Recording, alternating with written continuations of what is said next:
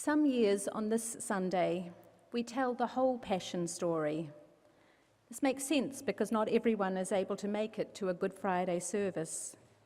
But this year we are focusing on the story of Jesus' entry into Jerusalem. We call it Palm Sunday, but as I told the children actually in the version we heard today, there are no palms in the story. Instead, the crowds lay down their cloaks in Jesus' path. But never mind, such details are not that important. But there is one significant detail in Matthew, Mark, and Luke's versions of the stories. In all of their descriptions of the last week, there is a donkey. Traditionally, the donkey has been seen as a sign of Jesus' humility. But one thing we know about donkeys is that they are stubborn creatures.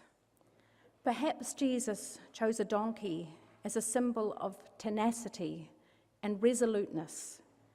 And Jesus certainly was resolved to follow the path that took him into Jerusalem and into the way of the powers that sought to thwart his project of peace and justice.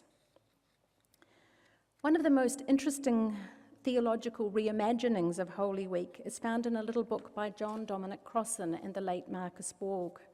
It's called The Last Week, a day-by-day account of Jesus' final week in Jerusalem.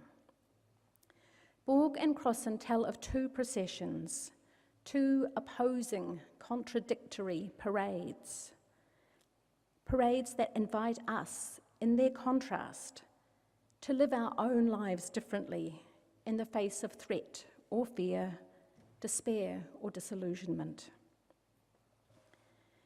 In the opening pages of the last week, they tell of these two processions entering Jerusalem in the spring of the year 30. One was a peasant procession, the other an imperial procession. From the east, Jesus rode a donkey down from the Mount of Olives, cheered by his followers. Jesus was from a peasant village in Nazareth. His message was about the reign of God, and his followers from the peasant class. On the opposite side of the city, from the west, Pontius Pilate, the Roman governor, entered Jerusalem at the head of a column of imperial soldiers and cavalry. Jesus' procession proclaimed the reign of God. Pilate's proclaimed the power of the empire. The two processions embody the central conflict of the week that led to Jesus' crucifixion. Imagine, Borg and Crossan ask us, imagine the imperial procession's arrival in the city, a visual panoply of imperial power, cavalry on horses, foot soldiers, leather armor, helmets, weapons, banners, golden eagle mounted on poles, sun glinting on gold and metal. Imagine overwhelming sounds, the marching feet, the creaking of leather, the clinking of bridles, the beating of drums, the swirling of dust. Imagine the eyes of the silent onlookers, some curious, some awed, some really resentful.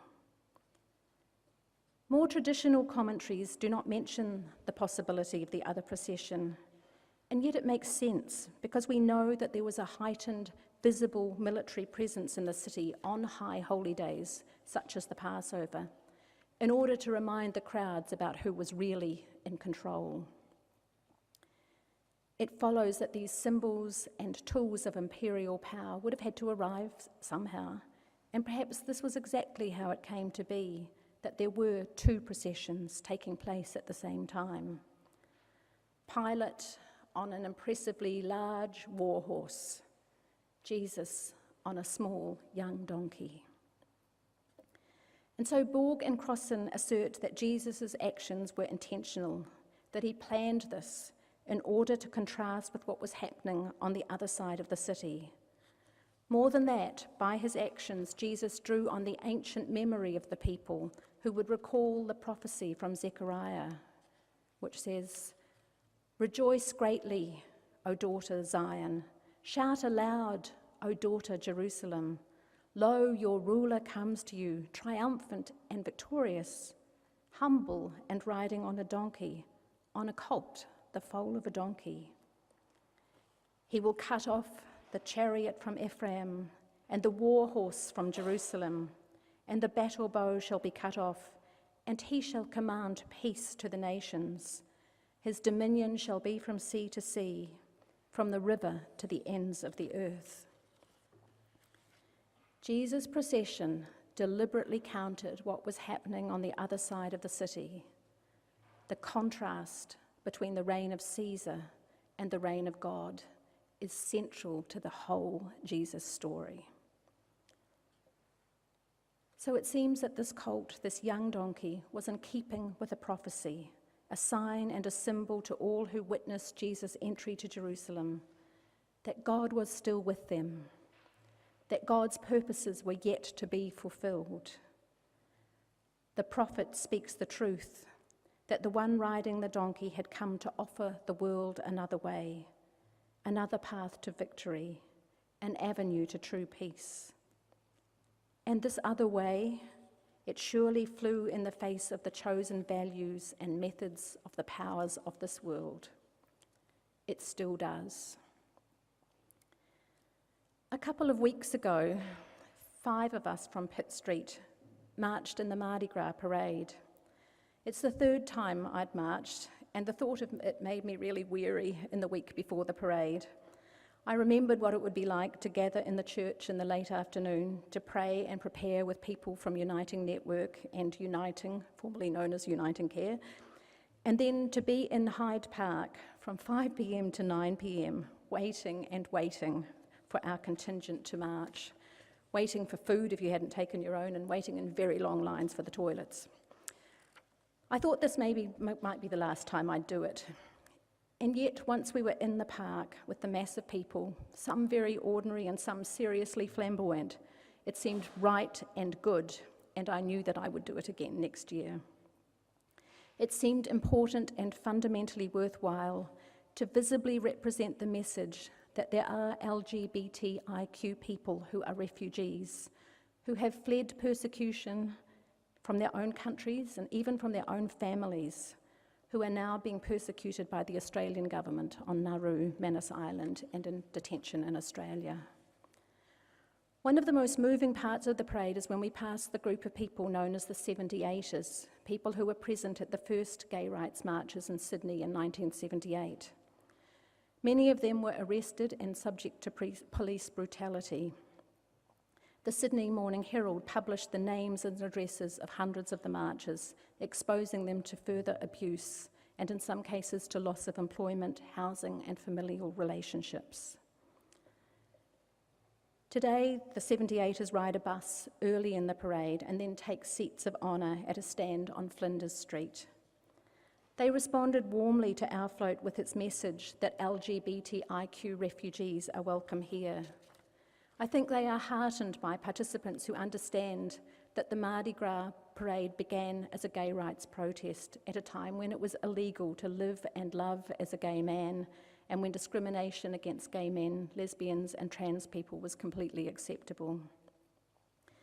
The action of Uniting Network continues the spirit of protest and resistance in our time for the welcome of those who are excluded. The Mardi Gras parade happens today because the 78ers were courageous and stubborn as a donkey. The abuse they experienced did not defeat them. Rather, it made them determined to march again in 1979 and 1980 and onward to assure the progress of the movement for decriminalisation and LGBTI rights. It reminds me of the subversive stubbornness in the movie Pride, when lesbian and gay activists in the UK decided to support striking coal miners. The Sun newspaper published an article with the disparaging headline, "Perverts support the Pitts." Refusing to be shamed by the demeaning language, the Lesbians and Gays Support the Miners group embraced it and titled their next fundraising event, the Pitts and Perverts Concert. As I move towards Holy Week, I'm wondering about what empowers us to be stubborn and subversive. If Jesus were to ride into Sydney today, what would his means of transport be? Is she even now on the train making her way to Belmore Park for the Palm Sunday rally for refugees? If we are waiting to find Jesus in Holy Week, we may find him there. In Jesus' time, the donkey symbolizes stubbornness and determination to undermine the power structures that oppress the weak and enrich the powerful. What signs and symbols speak to us today? If in fact the choice of the donkey was subversive and meant to run counter to the powers of the world at the time, what powers would Jesus be working against today? With what does Jesus' peaceable entrance contrast today? Where and how are we called to be stubbornly courageous in our compassion, even to the point of risking ourselves? The Gospels tell the story of faith in the context of religious and political power. The Passion is not about Jesus as a sacrifice or a substitution to pay the price for sin.